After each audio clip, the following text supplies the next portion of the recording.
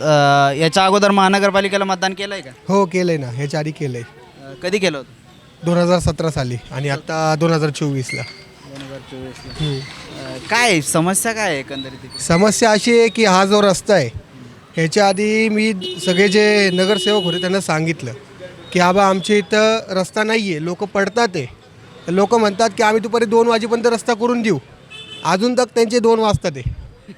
अजून 2 वाजले तरी येतात आहे. एक जण तर म्हणला लक्षात असू द्या आम्ही उमेदवार आहे म्हणून इथनं.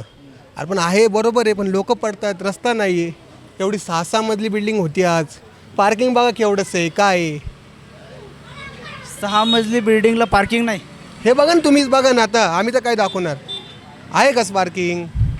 सगळे जबाबदार कोण आहे त्याला? प्रशासन ते जबाबदार आहेत.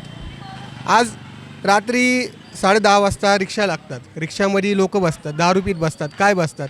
पोलिसांचं काम आहे यायचं बघायचं काय चाललं आहे काय नाही. कोणी येत नाही काय नाही. रस्ते तर बघा कसे आहेत, लोक पडतात काय होतात. आता इथं बघा, इथं अर्धा रस्ता ह्याचा आहे विटांचा आहे, अर्धा रस्ता सिमेंटचा आहे आणि अर्धा रस्ता तुमचा डांबरी आहे. मग एकतर करा ना तुम्ही.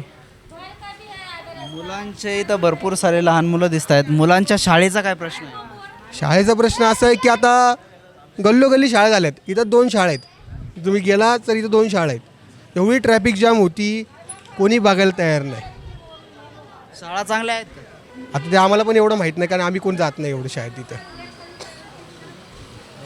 जे काही आता नवीन नगरसेवक पदाचे उमेदवार उभे राहणार आहेत त्यांच्याकडून तुमच्या काय अपेक्षा असतील? अपेक्षा आता तर आमची अशा आहेत की बाबा आम्हाला पहिला इथं रस्ता पाहिजे आणि गल्ली साफसूफ पाहिजे. तर असेल तर आम्ही मतदान करणार, नाही तर करणार नाही. जे काही माजी नगरसेवक होते, तुम्ही 2017ला मतदान केलं आहे, त्यातले उमेदवार काही निवडून आले असतील, काही पराभूतही झाले असतील. मग जे निवडून आले त्यांनी कामं केले का? आता तर अजून आता कमीत कमी 4 वर्ष झाले तर कोण आलं नाही इथं अजून.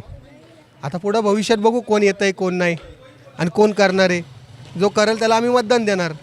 मागच्या वेळेस मतदान देऊन असं वाटतंय का पश्चाताप झाला आहे? आता तसं तर वाटायला पाहिजे, कारण की कोणीच काम करत नाही आहे सध्या.